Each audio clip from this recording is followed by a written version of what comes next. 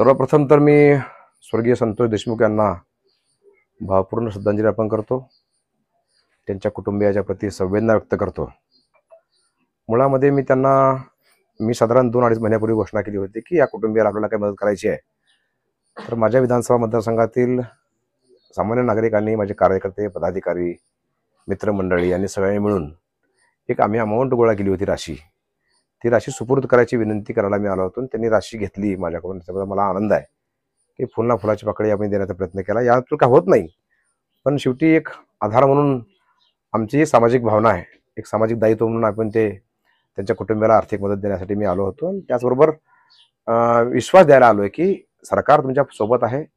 माननीय मुख्यमंत्री महोदय अतिशय संवेदनशील व्यक्ती आहे. त्यांना अतिशय गहरा घाव झालेला आहे घटनेनंतर. मी स्वतः त्यांना गेल्या अनेक वर्षापासून ओळखतो जवळून, म्हणून ते मुख्यमंत्र्याचा संदेश पण द्यायला मी त्यांना लावलो की मुख्यमंत्री महोदय आणि आम्ही सगळं सरकार तुमच्या पाठीशी ताकदीनं आहोत. माननीय शिंदेसाहेब असतील, माननीय दादा असतील, आम्ही संपूर्ण सरकारच महायुतीचं. आणि तुम्ही बघाल तर ज्या ज्या मागण्या देशमुख कुटुंबियाकडून आल्या त्या सगळ्या जवळपास आम्ही मान्य केलेल्या आहेत. त्याच्यामुळं आता त्यांची काही नवीन मागणी अजून माझ्याकडे आली नाही, पण धनंजयनी मला आता सांगितलं की 2 दिवसांनी माझ्याकडे भेटायला येणार आहेत. त्यांच्या काय ज्या मागण्या असतील त्या जशाला तशा मी माननीय मुख्यमंत्र्याच्या कानावर घालेल आणि त्या पद्धतीनं मुख्यमंत्री ऍक्ट करतील, मला असा विश्वास आहे. संपूर्ण प्रकरण त्याचबरोबर आज देशमुख कुटुंबियांची मी भेट घेतली, त्यांच्या मातोश्रीची भेट घेतली संतोषच्या. त्यांनी समाधान व्यक्त केलेलं आहे. सरकार जे पावलं उचलतंय किंवा जे सगळं चाललेलं आहे, SITच्याही प्रकरणावर, SITच्या चौकशीवर ते समाधानी आहेत, न्यायालयीन प्रक्रियेवर ते समाधानी आहेत, एकूणच SP च्या कामावर समाधानी आहेत. पण परंतु काय आहे तो माननीय मुख्यमंत्र्याच्या मी कानावर घालेल, हाही शब्द तुम्हाला या निमित्ताने मी देणार आहे. एकूणच बघाल तर मी तर या कुटुंबासोबत पहिल्या दिवशीपासून आहे. म्हणजे विधानसभेत मी या विषयात आवाजही उठवला, बीडच्या आक्रोश मोर्चालाही आलो आणि बीडच्या संदर्भातून जनतेची जी डिमांड होती, जी माग होती, जे अंडरकरंट होतं, ते माननीय मुख्यमंत्र्यांना लगेच दुसऱ्या दिवशी जाऊन मी ते ब्रीफ पण केलं आणि त्या दृष्टीनं ऍक्शन पण झाल्या. आता काय नव्यानं मागण्या यांच्या येत आहेत तर त्यावर नक्की आम्ही मुख्यमंत्र्यांच्या सोबत चर्चा करून नक्की ते सोडण्याचा प्रयत्न करू. हे संपूर्ण प्रकरण फास्ट ट्रॅक वरती चालू आहे अशी सगळ्याच स्तरातून आता मागणी होती. आजगुड्या तसंच चाललेलं आहे. तुम्ही बघाल तर माननीय आपले कायदे तज्ज्ञ जे आहेत, माननीय उज्ज्वल निकमजी, त्यांना ही नेमाची मागणी मीच केली होती पहिल्यांदा हाऊसमध्ये.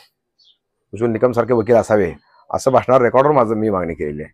आणि निकम साहेबांना माझे वैयक्तिक मित्र आहेत, त्यांना मी फोन करून बोललो की साहेब तुम्ही केस घ्या. त्यामुळे त्यांनी आज केस घेतलेली आहे. माननीय मुख्यमंत्र्यांनी स्वतः त्यांना केस घ्यायला लावलेली आहे. आणि आज सगळ्या महाराष्ट्राचा त्यांच्यावर विश्वास आहे. कुटुंबियांनी विश्वास व्यक्त केलेला आहे. कुटुंबियांनी त्यांना विनंती केलेली आहे आणि उज्ज्वल निकमांच्या तावडीतून माणूस सुटणार नाही याची मला गॅरंटी आहे. आणि जितक्या क्रूरतेनं ही हत्या झाली, खरं तर ही हत्या संतोष देशमुखची नाही झालेली आहे, ही हत्या माणुसकीची झालेली आहे. माणुसकीला कळगा फासणारी घटना आहे. त्यामुळं क्रूरतेचा कळस या ठिकाणी झालेला आहे. तितक्याच प्रकारची शिक्षा, फाशीची शिक्षाचीच मागणी उज्ज्वल निकमांनी केलेली आहे. आम्ही करतोय, सामान्य जनता तीच करते आहे. हा आक्रोश आहे. संपूर्ण गाव आज देशमुख कुटुंबियाच्या पाठीशी आहे. गावच नाही तर संपूर्ण महाराष्ट्र यांच्या पाठीशी उभा आहे. आणि तुम्हाला हे सांगतो, आम्ही काही समाज म्हणून नाही आलेलो आहे. आमच्या मतदारसंघातील सामान्य जनता, त्याच्यात दलित असतील, मुस्लिम असतील, मराठा असतील, OBC असतील, सगळे मिळून निधी दिलेला आहे. हा निधी काय माझ्या एकट्याचा नाही आहे. त्यामुळे ह्याचा अर्थ काय तर संपूर्ण समाज पाठीशी आहे. ही काय सामाजिक लढाई नाही, ही प्रवृत्तीची लढाई आहे. ही नीच प्रवृत्तीच्या विरुद्ध लढाईची लढाई आहे. त्यामुळं या निमित्तानं मी आव्हानही करतो की या सगळ्या महाराष्ट्रातील जनतेने संतोष देशमुख यांच्या कुटुंबियाशी पाठीशी राहायला पाहिजे. 4 महिने झाले म्हणून काय प्रकरण थंड पडलेलं नाहीये. पहिल्या दिवशी जसा टेम्पो होता तसाच आजही टेम्पो आहे, तुम्हाला लक्षात येईल. विषय ज्यावेळेस चर्चेला आला होता त्यावेळेस माननीय मुख्यमंत्र्यांनी उत्तर दिलं होतं खासगीमध्ये की त्याचाही तपास चाललेला आहे. आता काय झालंय, कुठं झापलाय, काय म्हणजे काय जमीनमध्ये काढलाय का वर गेलाय माहित नाही, पण जमीनमध्ये काढला गेला असेल तरी घरून काढण्याची ताकद सरकारमध्ये आहे. तोही लवकर असं सापडेल असा मला विश्वास आहे.